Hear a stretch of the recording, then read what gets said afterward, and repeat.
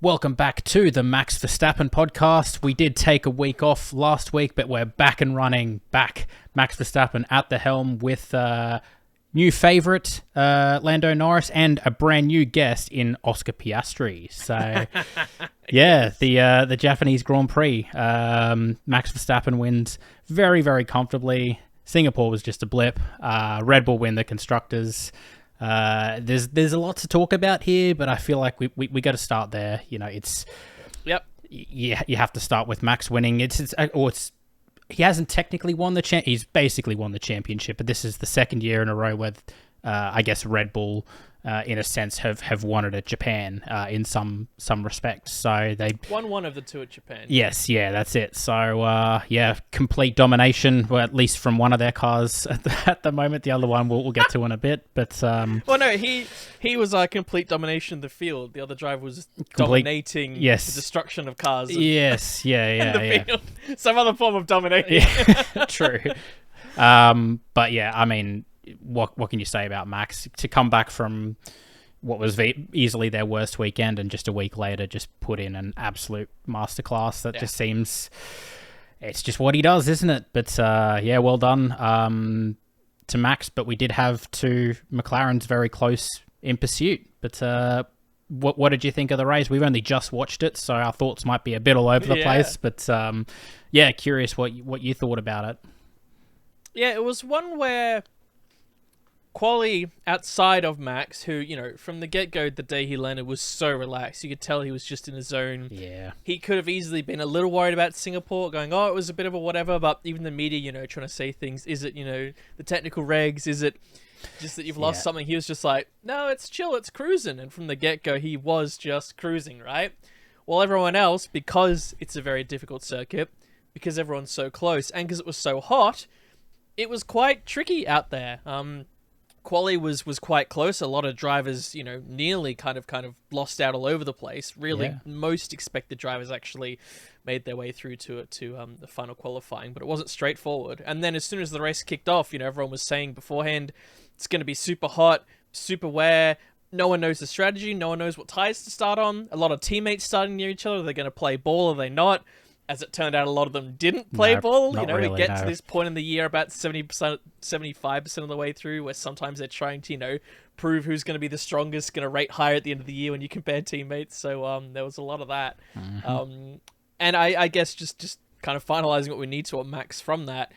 Although it was kind of a racy cruise to head on, it still wasn't straightforward. Like, there was a lot of retirements, both from incidents and from failures. And as you say, a lot of incidents over the weekend. He could have still fall into the trap, but again, he just made it simple. He started, it was very close at the start, but he still did what he had to hold that position at the start, and then just managed everything perfectly.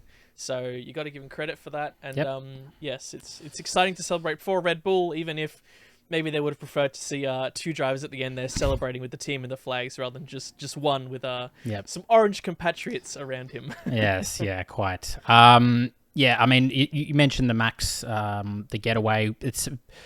I guess it's just one of those things with the Red Bull that their starts are not the best. Both McLarens actually got away a lot better than Max did. It's a mix, right? The Red Bull start is average. The McLaren is known for being quite excellent on that start. So, yeah, and Lando in particular from P3, he did get ahead of Piastri at the start, but he very nearly got ahead of Max. Max was too busy defending Piastri, and Lando almost slipped around the outside before Max sort of cut that one off. And probably having the inside line helped a bit there. But it very, very nearly could have been a bit more difficult for Max. I think he probably still would have got past, but even being held up by McLaren for even a few laps would have been something he definitely wouldn't have wanted, and it would have made his day a lot more tricky. But as it was, Lando did get past Piastri. There was a little bit going on there, but before I touch on McLaren, I want to get to the second Red Bull driver. I've already alluded to it.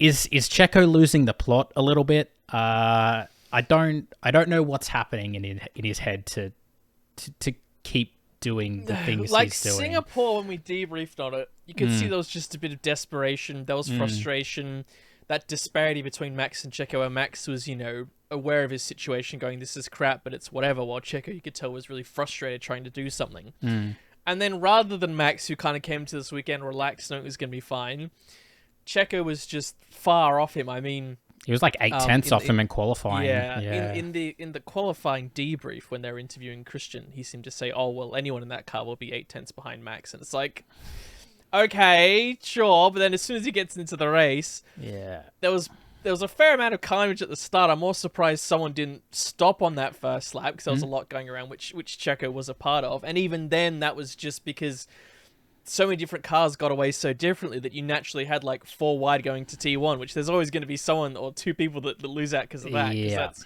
impossible.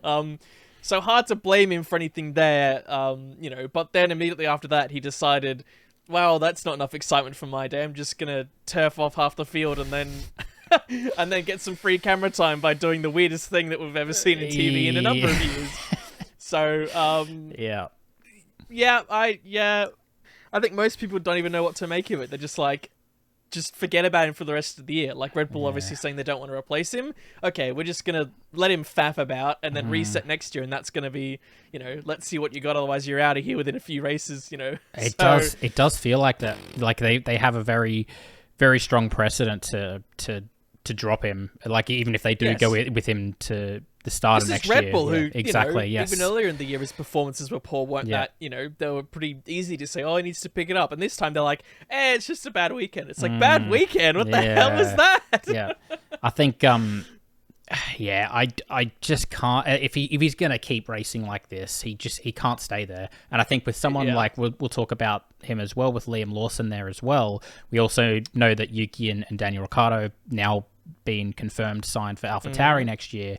They've got Lawson, who is absolutely killing it, and if they, presuming he doesn't get the one free seat left on the calendar for next year, which could be still very open given what Sargent did this race as well, or this weekend. We'll get to that. Lot to talk about. Like I say, it just sort of, everything is, it's just a lot.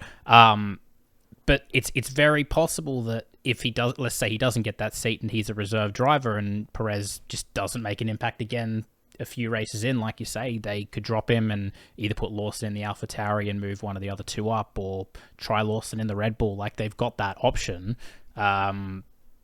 Particularly if they're getting to a point, I think, we've seen a couple of years of Red Bull domination. This is something we can get at the end of the year, like the postseason podcast. But I think teams will start to catch Red Bull. Like, we've already seen McLaren, they are catching, and now that teams sort of more understand what they have to do to be fast with this concept, I think next year there's a very strong chance that Red Bull will need to actually have 2 drivers there to be, definite, get that constructors. And I think you can't have someone, what he is the word I'd use is liability at the moment. Perez is a liability, and you don't want that as the second in your second seat. But just to go, it's strange because he showed he could do that. Right? Like, yes, he did it during the most important season to be that exactly, guy. That's why. So is it just a case where, because there's no pressure, he's just having a faff, but if it's close, then he'll actually get it in gear again, But even then, you'd say it's got to be better than this. Like, at least cash in your 3rd or your 4th at minimum, and then be like, fine, there's no pressure, it's whatever, maybe he's just chilling, Yep. Yeah, who knows? I mean, just to cover how his race went, it was odd, but he obviously got caught up in that 4 wide incident at the start of the race. I think it was 2 Ferraris, and he sort of got squeezed. He squeezed into Hamilton. Hamilton sort of went off onto the grass. I don't really blame him for that, but he did pick up a slight bit of wing damage, so had to come in early. He then gets the 5-second penalty. Safety car, which then grouped them all up. Yeah, that's true. But he does get a penalty for overtaking under the safety car going into the pit lane because of the exactly. And yeah, has to serve that 5-second penalty. But before he manages to do that, he then decides he wants to drive directly into Magnussen at the hairpin, breaking yet another front wing, and then getting another 5-second penalty. He came in to pit for his front his second front wing, or I guess his third, after he's broken two now. Yeah, the second somehow one, they had another still. I don't understand how, yeah. Other teams wouldn't have. Yeah.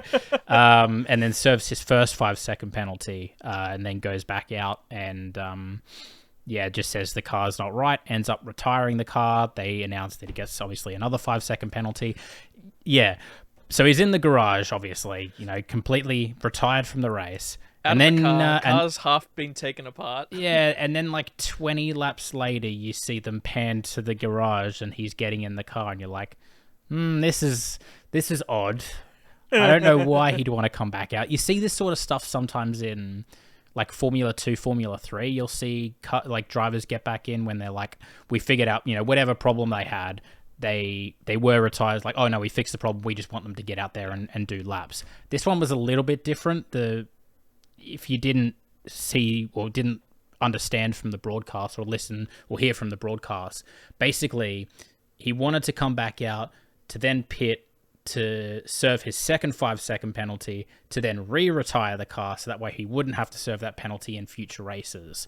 It wasn't a definite that he would have the penalty. Yes, there's a clause which I think it was Bernie during the broadcast found it very quickly, which is amazing. And they said that if the stewards think it was a bad accident, they never did anything to really serve it because they didn't finish, because they didn't take a time penalty from their race time. Yeah, they may move it forward to something like a grid position drop, which we have seen a few times. So obviously Red Bull thought there's no reason for us not to do it. And again, we're so far ahead, we don't need to save parts, we don't need to save whatever. Just get him out there and do it. Yeah. I think I saw a bit of discussion in the Discord group that we're part of. They tagged me in particular when this incident happened. They say, should this be allowed? It seems very gray area. Like, you shouldn't be allowed to unretire from the race to then, serve a penalty that you should get for the next race, because you're out of the race, and then suddenly you're not out of the race, and you potentially dodge repercussions for the next race that you should have had. And I think it is a legitimate question, because you think about I forget what race it was, but George Russell went out and he stopped on track. Was it Silverstone? He stopped on track to see to Zhou when Zhou had his crash, and then they brought his car back, but because he stopped on track or something, he couldn't go back out. They wouldn't let him restart the race, even though it was under red flag. Yes. It was something like that, wasn't it? I vaguely remember that, but because he stopped on track. Most motorsports, I know it's a big thing for endurance races, where in endurance races, if you get a hurt car back into the pits on during speed, you're then still allowed to enter the race whenever you want. Yes. If it stops somewhere on the track, even if it's first hour of a 24-hour race and it comes back on a truck an hour later, you're not allowed to re-enter. You have to kind of get back on your own steam, then you can choose to come out if you want. I'm guessing that's just the same rule they have in F1, even though F1 isn't an endurance race. It could just be an FIA rule, yeah. Yeah, so cars are always allowed if they want to come back out. That's never been a problem. We've seen that now and then it happens, right? They made the example where sometimes very early in the year they'll do it if, they just want to use it as a quote-unquote test session to get mileage on cars, etc. Of course, being that late in the year, that's obviously not the reason they went out, or he would have kept going, or they would have rushed it, not just, had a camera shot of him for 5 minutes sitting there, and we're like, what the hell are we looking at? There's a race going on. We don't need to be looking at this guy just looking around having a drink. It was very weird, yes. Yes, so, but then it was combined with the fact that, yes, just in case the stewards went, well, he didn't serve it, they should push it on, which, I mean, they could have done here. Whether they would or not, I don't know how likely it was. Again, it's just the fact that Red Bull, there wasn't a reason for them not to do it. It's not like it was a massive inconvenience, right? Rather than getting their mechanics off their asses that maybe were taking an early break, right? That was about it. Yeah. But yeah, so I think it's similar to what we had in Singapore, where the stewards, aren't going to on-press the penalty further now or even consider it, because by the rules, that's how it works, right? It's another element we say, but is there some discretion to say, hold on, they're obviously... Him serving a penalty 10 laps down the leader for 5 seconds defeats the purpose of applying that penalty for him, right? So, technically, I guess he loses the place to Magnussen that he punted out, so technically it worked out compared to last week, but... it still overall looks, you step back, it's the whole thing where it looks a bit silly. Even it if, does, yeah. yes, they follow the rule, and we had this conversation years ago going, just write the book and follow it. But then you go, but actually that looked pretty dumb, and people from other sports are going to be watching this going, what the hell is going on here? Yes, yeah, more than they already do. Yeah, Yes, exactly. We don't need more of that. Exactly, yeah. I'm very much in the same boat. It's like, yeah, you're right. It's allowed, and you can't really say that they did anything wrong. In fact, they're probably very smart for thinking of that before the race ended. It's true. You always got to give them credit, you know? Yeah, exactly. But at the same time, yeah, it's just one of those things that I feel like you would never really think of it until it happened, and now it has happened. I wonder if they are going to look at it and put some kind of clause or some kind of, at our discretion, we can, if you've retired, whatever, you can say the 5-second penalty, like you can't serve it anymore after, a certain amount of time of retirement or something. I don't know, something weird like that. But they've got to at least have a look at it, because that's, again, just one of those things that... And again, it was Checo who decided to push the boundaries with it. 2 races in a row with these. Exactly the same driver. It's very telling, isn't it? Anyway. Red Bull are purposefully telling him to do all this because secretly they've got some rules they want changed in the rule book. So they're telling him to go, hey, do this, go out there and do that, so we can change the rule book for something we know might come up next year. Right. It's all a ploy. Wow, okay. He's actually the best number 2 they've ever seen. Some big brain stuff from Red Bull. It's all manufactured. Oh my goodness. All right, well, let's leave Red Bull then. Let's move on to McLaren. Really solid weekend for them. P2 and P3. Piastri, obviously, with his very first podium. He was running P2, but it seemed pretty obvious that he just didn't quite have the pace of Norris. They did end up switching the drivers around. Think it was the right decision. Piastri didn't seem too upset by the end of the race. No. And I think, it seemed, like you said, they got the maximum amount of points by doing that. If Norris was stuck behind a pretty obviously slower Piastri, who knows what could have happened behind them, how strategies would have changed to put them a bit more under pressure. But as it was, it ended up being a relatively comfortable P2, P3. But that McLaren... very, very solid at the moment. And it just seems that they're now a step further ahead of both Mercedes and Ferrari, and Aston will talk about. They're going the other way. At a circuit like this, at least, yes. When you mentioned Aston, it's important because they are now chasing Aston for fourth in the constructors. You could argue they're chasing for third and second, but Mercedes and Ferrari are quite far ahead, so they really need to be hitting consistent second, third to even get a chance. Yeah.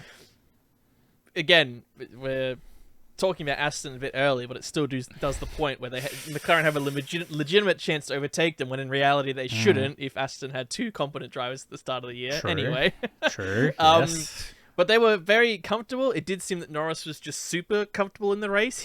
His pace was pretty solid. Like, even if you think if he had have started second and just comfortably behind Max, the gap probably would have been a lot less than even it was. I mean, they did have the safety car that bunched them up. Then he did turn out to be behind Oscar, so he still didn't have clean air to just run a super clean sprint, much like Max did. But he still had decent pace out there, the both of them, but especially Norris. But it's not like Norris was behind.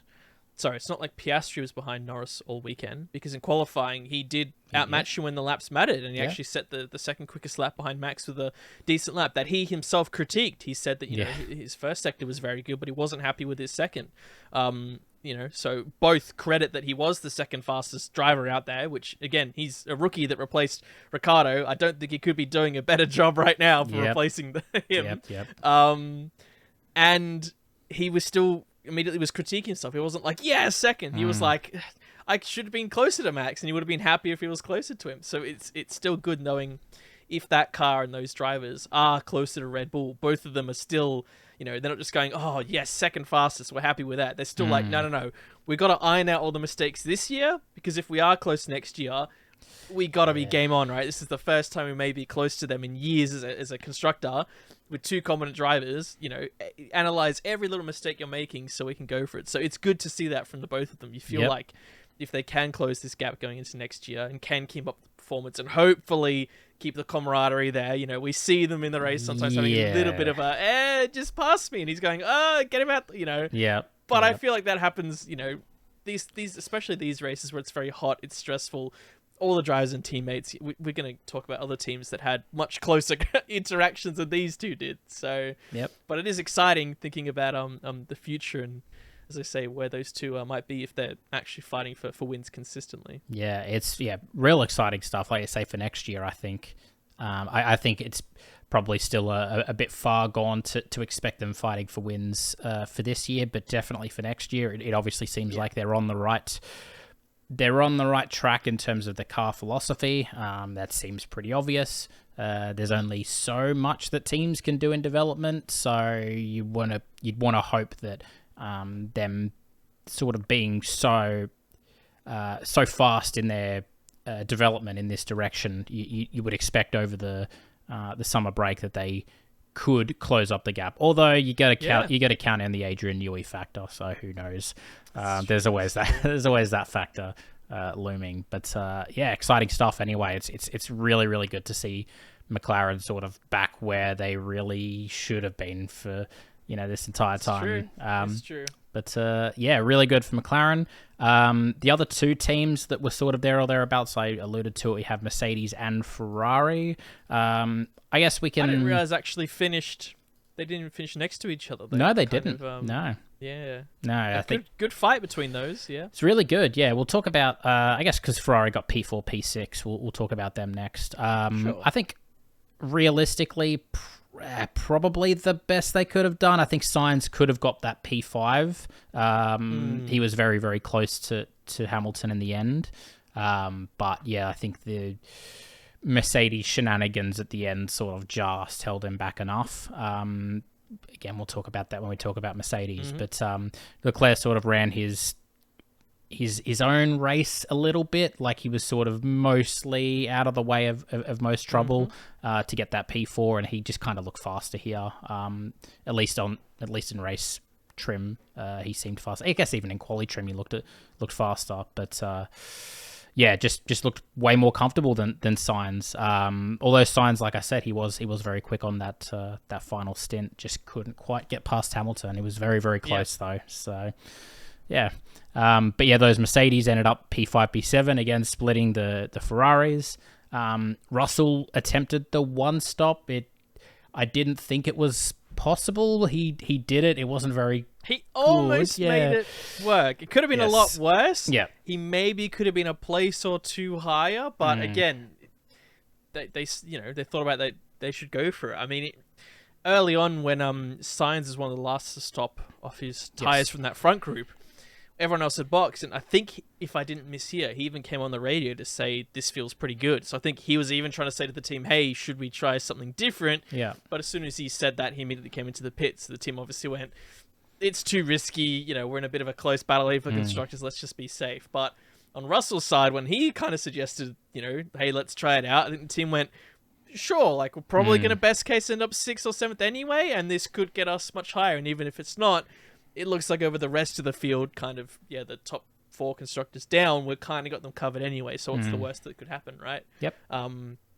And even if they played into something like a safety car, which, look, we saw already that in those first few laps, it was very crash-heavy, very tricky. Sure, yeah. There was every chance there could be a second safety car or VSC, and maybe if you lucked into that, who knows where he could have finished, right? He could have boxed in the end, put on a softs, and, could have gotten a podium. So, very true. A valiant effort, I think, by him, and by both Mercedes. I mean, I guess what we have to go into is maybe they could have worked a bit better together. Who knows where they could have ended up if they had have handled things a bit easier.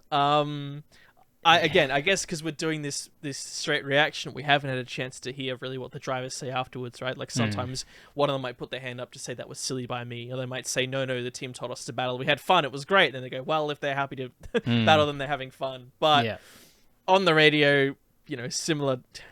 I don't want to say it was similar veins to Singapore, because as much as some people were saying, well, George let Hamilton through, Hamilton that whole weekend was saying fair game, he didn't expect to be let through. Yep. Whereas here it felt like logic might have prevailed, even not knowing they were going on different strategies, but knowing they had different pace, knowing the fight for P2 down was so close here, as a team, especially if you're in this tight constructors battle for best of the rest, you got to maximize everything you can, and I mean, you can go through the main incident if you want that we saw. Because I know they were both. They were similar to the AlphaTauris. They were like early on in the race. They were really, really feisty, and I think it was George coming up on Hamilton, and then Hamilton sort of around Spoon sort of just forced him off the track a little bit. I think, is that what you're referring to? That's what it was. Yeah, it was fairly early on, and Russell just got ahead of Hamilton, who I think started ahead of him. They were pretty close in qualifying. And then they were kind of undercutting, going over each other, which was good to see, but then you still thought, well, is the team going to work it out? And then, they went through Spoon.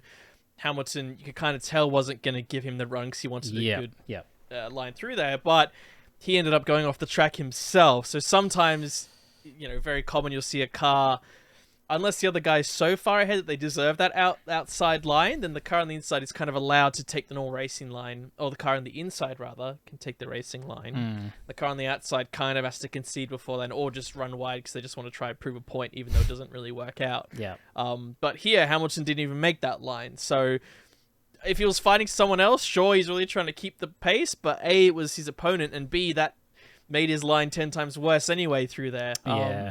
So I think George was on the radio going, who are we actually fighting here? And there was a bit of faffing about. And then it was probably good that they kind of split strategies, so they weren't even really near each other anyway. Yep. Until we got to the end, where, this is kind of what gave Sainz a potential chance to do better.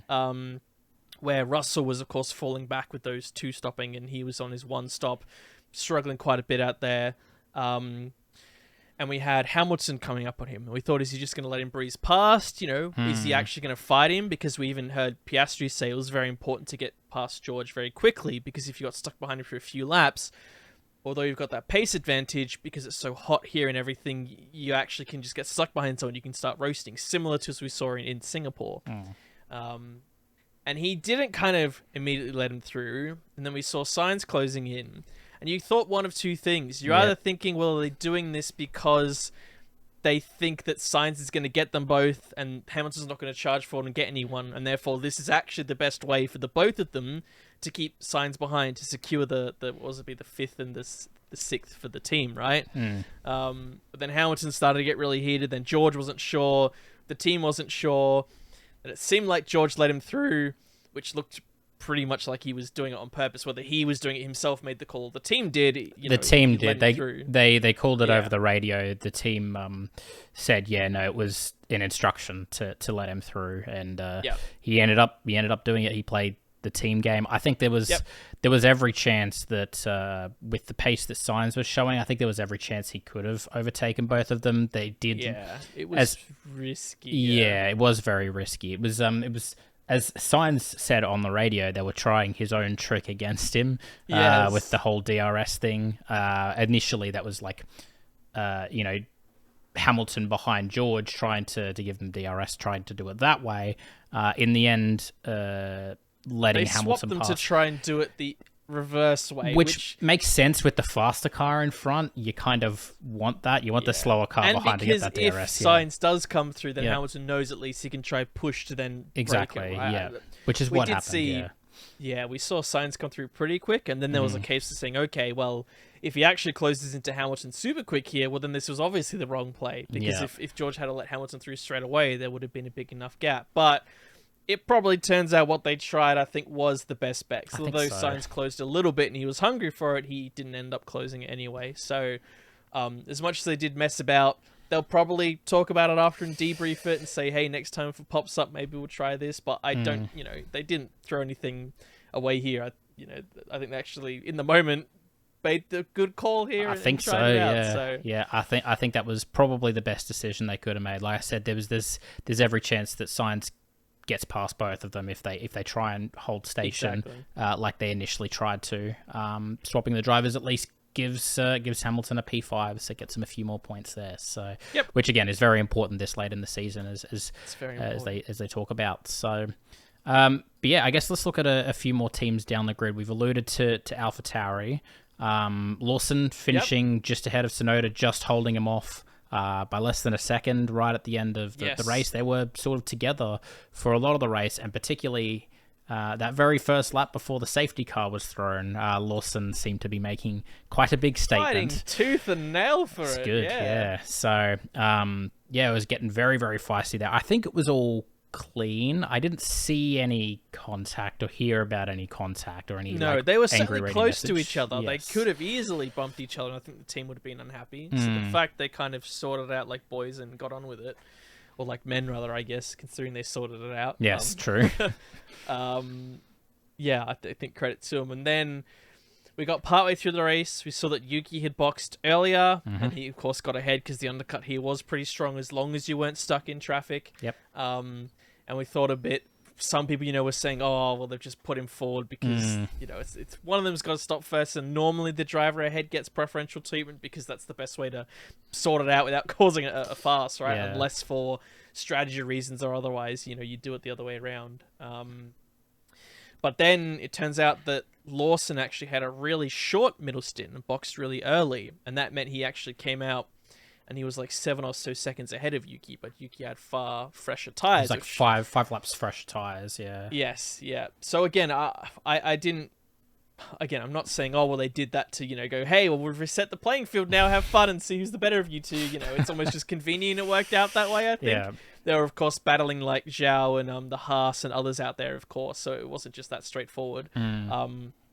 So Yuki did, close up a fair amount, but then he just couldn't get there in the end. So I think, although Yuki maybe had the slightly faster race pace here, I think they actually were pretty close competitors, unless someone told you wouldn't know there's a substitute driver in that car, right? Like it's, they were as close as you could get. Agreed. A shame neither of them got a point. I mean, there was a lot of retirements, but maybe like one car that would normally get points up there normally. So you'd say, one or two, yeah. Yeah, probably credit both the Alpines finish, which is a bloody miracle. If either of them had them knocked out, then they would have had their normal points. True, true. With Max, both the McLarens, Ferraris, Mercedes, Alpines, and Alonso finishing, that's on a standard weekend. That's going to be your top 10 at this point, right? That's about Everyone else is trying to nip at a lucky point here and there if they can if they can get a few retirements. So true. A shame that Lawson didn't come away with another point. Seems to be that.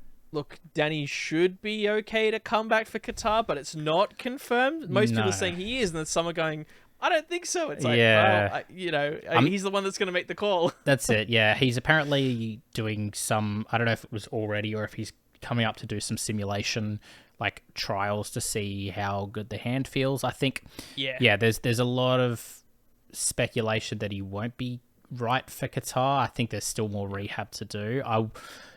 As of right now, I think I would expect them, now that he knows he's got a contract and now the team knows he's got a contract, there's I no think pressure on it. Exactly. Like there's no reason to rush it and potentially damage the hand more and then completely take you out for the rest of the season. It's true.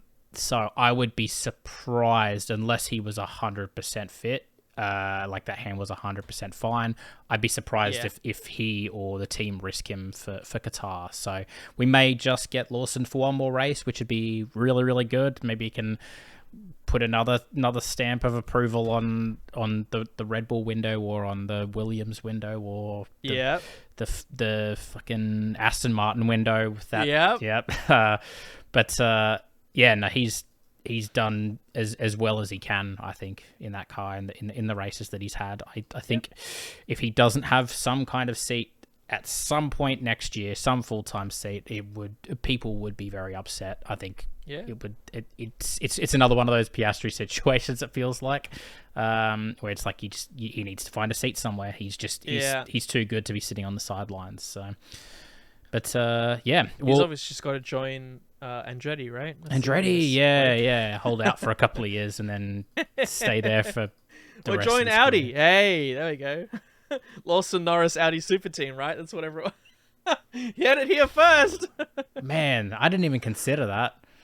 Man, that'd be crazy. We got some stuff to talk about in the over the season break. Huge chats to have over the season break. Well, I guess we'll talk very briefly about Aston. We had Stroll retire with we heard over Alonso's radio it was some kind of rear wing damage. Yeah, we saw them in the garage as well. They were kind of faffing about with it. It seemed. I didn't see him in any incidents. No. I don't know if through that first lap kerfuffle maybe he picked something up, but the fact they were telling Alonso, who was in any incidents, to say if you could be careful, stay off the curbs, obviously meant that they thought that something on Stroll's car just threw some, not him driving too rough, but obviously it being a rough track, and maybe they didn't, tune something, the sims didn't tell them to tune a part as tight, as it needed to be. That's why they think something failed there. I mean, before then, I don't know what place Stroll was in. I didn't really see him I don't think. anywhere relevant. No. I think credit to Alonso, where I think he was best of the rest, and that's all he could do. As he seemed a bit miffed that his strategy is off, but I think every driver went through a period where, because in a two-stop you start so fresh and you're so quick, and the end of your stint sucks and you feel so bad. So if you've got one or two guys who you might have actually undercut that are overtaking you, you sometimes think, oh God, we've done the wrong thing. But then you might go in hindsight, well, actually, we're only ahead of them because we changed the strategy a bit, and then you're just naturally toing and throwing. So I think the fact he finished ahead of the Alpines, as much as we're saying, oh, that Aston used to be second best, and now they're fighting with the Alpines, I think that's more credit to also the Alpines, when they can get it together, have a pretty decent car with two decent drivers. So I think the fact that he cashed a pretty safe P8, it's about is fine. It's about as good as they can do these days, isn't it? Like I can't really see him any higher. They're one of those P7 through P10. That's as good as you do, unless you get some real kerfuffles up ahead. That's almost the de facto best of the rest now, isn't it? It is, Behind the Mercedes, Ferrari, McLaren, and Red Bull. Now, the best of the rest. Now that you have McLaren in there, yeah, I think it used to be the three teams. The top six was the set ones, and then everyone down there. But now you got the McLaren there. It's like, now it's kind of, Perez, you can't. Yeah. Talked about Perez. But Lance was never part of that anyway. No, it's true. So like the top set, let's say the top 7, top 8 is kind of like set. Yeah. So it just seems even getting a point or two at the moment, it relies on one of those not doing well at all, or you just being absolutely completely on it that weekend, or just getting lucky, just being literally the best of every other team, because you're not going to beat those 4 teams. I think they are at the moment miles ahead of the rest of the field. There is starting to become a clear gap. Season, Definitely. We'll move on, like you said, to Alpine. Very quickly touch on them. Ocon did get.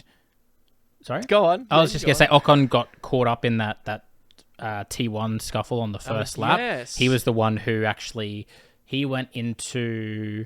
What was it? I think he went into. Was it Albon? Albon? Decent start, yeah. I think it was. Yeah, no, Ocon. No, he drifts into Bottas, who then takes out Albon. So it was like this sort of chain effect. And I think even behind them, they had Zhou potentially got damaged by going through all the debris as well. So yes. Not great. Possibly Sargent as well. I know he pitted after that first lap, so I think the cars behind just going through all that debris. It was actually quite a big. Obviously, we had a safety car from it. It was quite a big accident. Took out a lot of cars, but not enough to completely take a car out of the race. Just lots of cars had little bits of damage. So yeah. But fair play to Ocon. He actually ended up getting past Gasly, even having to pit on the very first lap. So he did quite well. They salvaged it pretty well. Yeah. So not too bad to take the. It was P9, P10. Yeah, the last 2 points P9, position. P10 so, for them, which again is the first double. It's not a clean race, but double finish in the points that they should have had at majority of races this year, right? Since Australia, which they have not had after everything going. I mean, they haven't had this. I mean, they've had the retirements, of course, but outside of that, from a outside the track perspective, they've kept the spotlight off them. So whatever they've figured out, obviously, is doing something where they're able to operate, and as we've seen, they can do something here, even though it's always overshadowed but still they should be compared to McLaren, similar to Aston, right? You look at the both of them to say, well, it was really those two teams in McLaren, which coming to this year was going to see who could do best. And Aston in the limelight now. McLaren and Alpine is still kind of behind both of them, which is where they seem to be at the end of every year. So it does seem that way. Again. Yes, yeah. But at least they got there with both cars, and they didn't faff around too much. And they got some points, and they can take it as a learning lesson going forward, and maybe get some more points. I'm not sure how it works out with the standings. I don't know if they're kind of by themselves or if they've got a bit of a buffer behind and in front of them. I'm sure I can find out. I can find out. We've got they're pretty much running by themselves. So they've got McLaren at 172 points. They're obviously not going to catch them. Yes. They're at 84 points, and then Williams are at 21. So they're getting P6 in the championship. They're just cashing in a P6. Yes. The fight for P7 could still really be anyone's game. When you look at, it's funny how we don't talk about that there's a back marker. So sometimes you look and you go AlphaTauri in last. You go, that looks horrible. But then you're like, they're not the slowest then car. Any of those would like. Not at the moment. They're not at the slowest car at the moment. I would say they're faster than Alpha. They're faster than Haas. I'd say they're up there with the Williams. They could beat the Alpine. They brought that big upgrade in Singapore, which seemed to work really well. Definitely. And I think it's again just that not many cars ahead of them retired, and you know the Alpine sorted things out. But you'd be surprised if like looking at it, you probably say that Alpha is, you know, not deserves to be at the end, but is probably the worst performing in this case. Not just because they seem to be crash happy. They seem to be getting very unlucky crash happy. Doesn't mean that many instances you go, oh, Bottas, why have you crashed into him? They just get involved with things because they're always in that bottom of that pack, which is such a melee, you know. Which is where all the shit happens. Some of those races where, you got to have some of those races where you start in P9, 10, 11. Like Albon's had. The reason he's able to get those points is because he can now and then start higher up and he dodges all that mess and then he can just cash something in. But if you're always at the back, when everyone's so, you know, stressed now trying to get those points in a good start, they just get caught in it all. Does seem that way, yeah. Still, that battle for 7th could still... Yeah, we're doing almost a bit of a mini season review because we're going team by team here. We haven't got that many races to go. We've got a few, but that battle for 7th still could be anyone's. You could very much find anyone's, something that works well at a track like Mexico or Brazil or Vegas where you haven't been, and you could score double points in a Haas, and there's your 7th. You know, who knows? It's going to be very cold at Vegas as well, so very different temperatures to what you'll see. Probably most places that we go to from now on. And a complete unknown, really. It should be quite unique. So not to look ahead, but I just mean, still exciting things to come. It's important to have good weekends here, because especially if you're not bringing new upgrades, you need to maximize your car here. And especially Japan, where you can learn a lot, then you've got to... aerodynamically, you can learn a hell of a lot, that's for sure. Even in free practice. There was a lot of Flovies. Flovies, exactly, yeah. Even some in, was it Sainz's face, I think. He caught a bit of it, green splurted on by the McLaren. All right, but I guess touching on the last two teams that I haven't talked about Williams. I skipped over them. Williams had a great weekend. Whatever. Albon had floor damage. He got caught up in that first corner incident as well.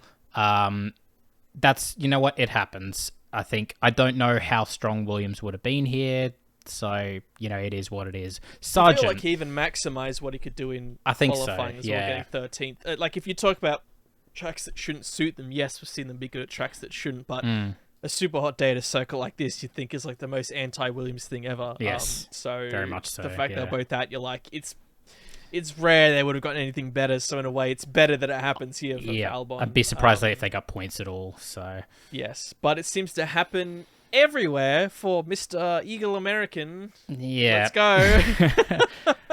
He does it again. If people have been watching or listening to these, they will know that I've been quite a stark Sargent defender. Like I've been defending him, saying it's it's first year.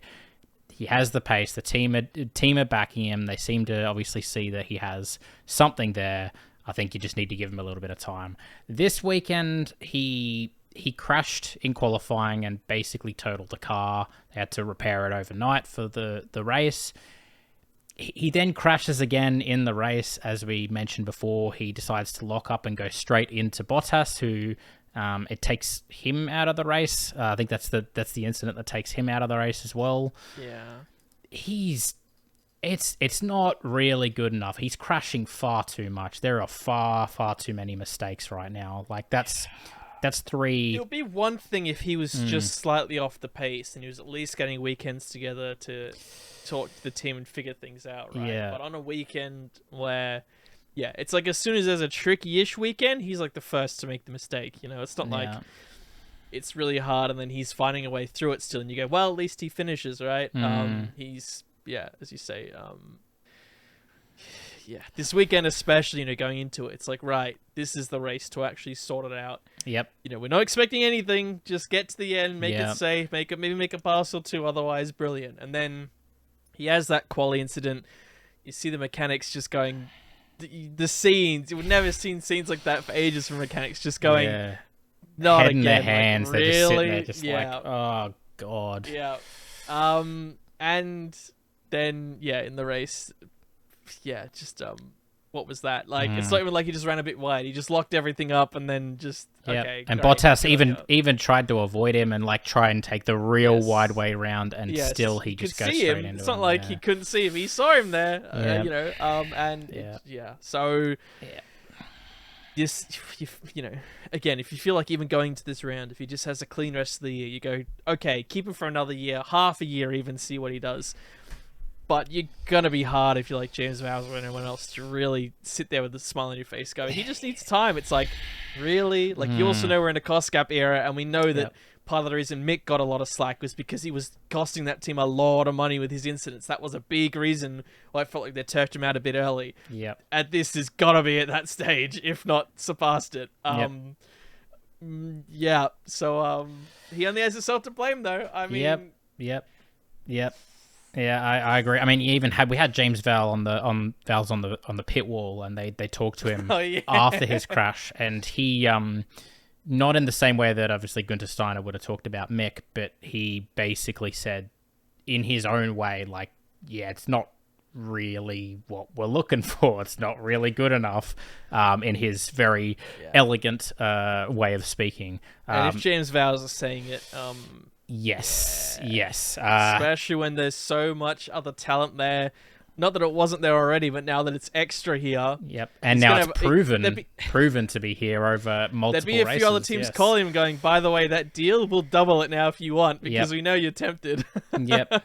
I think it's very telling to me now that he is now the only one who hasn't been announced as a driver for next year. He's quite literally the only one of the 20 drivers that hasn't been announced for next year, and that's obviously very telling. Like, even thinking about it, they obviously defending him. The team, James Vowles in particular, was defending him and saying, you know what, he's got the pace, he's got this, but he still hasn't been announced, and he's the only one. And I think that's them basically saying, hey, we don't know about him yet. And I think after this weekend, they probably have a pretty good idea. And I think there is a very good chance he won't be back for next year.